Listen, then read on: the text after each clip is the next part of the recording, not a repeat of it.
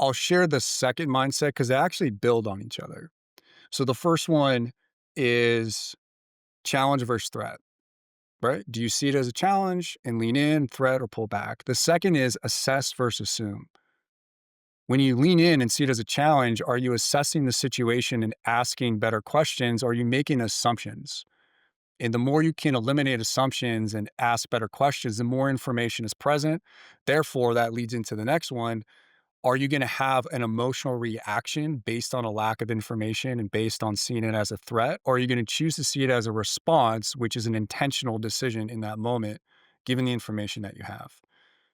And that becomes really powerful because if you actually take a moment to step back for a second and say, okay, the choices or decisions I've made in the past that maybe I'm like, oof, that was a mistake, or maybe I feel a little bit of regret.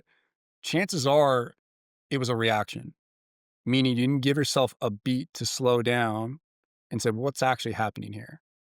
How might I respond with a clear head and come from a place of like we call it baseline, right? You're not too high, you're not too low. You're right at the sweet spot of emotional and cognitive regulation to say, what's the best decision in this moment?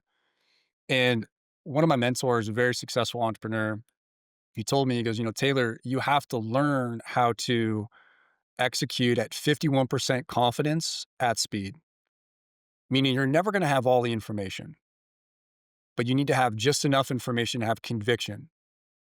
And within that conviction is choosing a response versus an emotional reaction.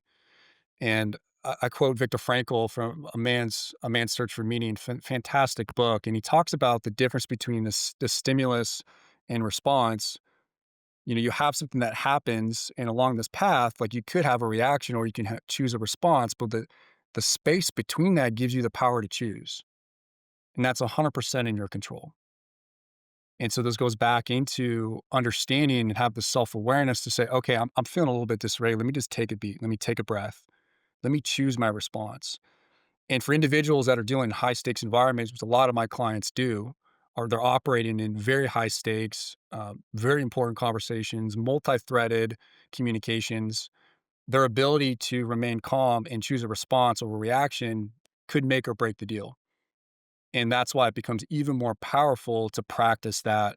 And you could do it day to day. Why is it so important to pause? Why is the ability to stop and think so important, and how is it achievable? How is someone able to kind of enact that? Well, I think a good way to think about it is, well, what's the inverse?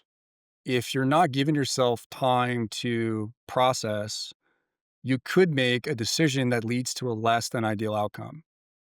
And that's not to say like, hey, you need to come back a day later. Sometimes it's just one breath, one breath. And within that space, you give yourself time to process what was actually said.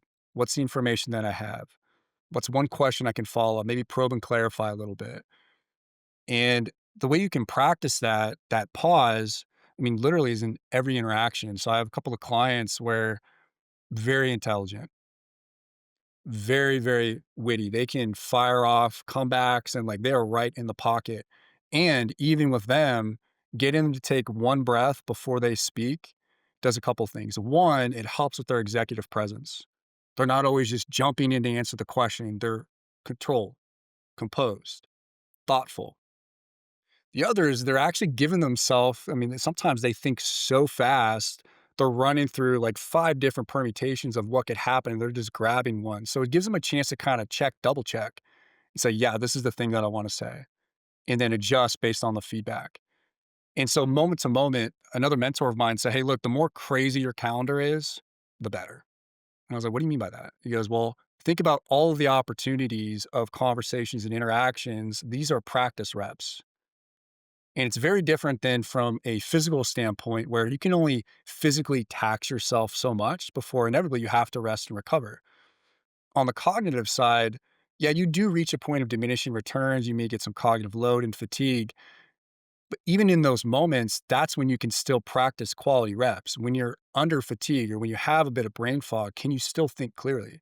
Can you still train yourself to take a pause, to not react, to choose a response?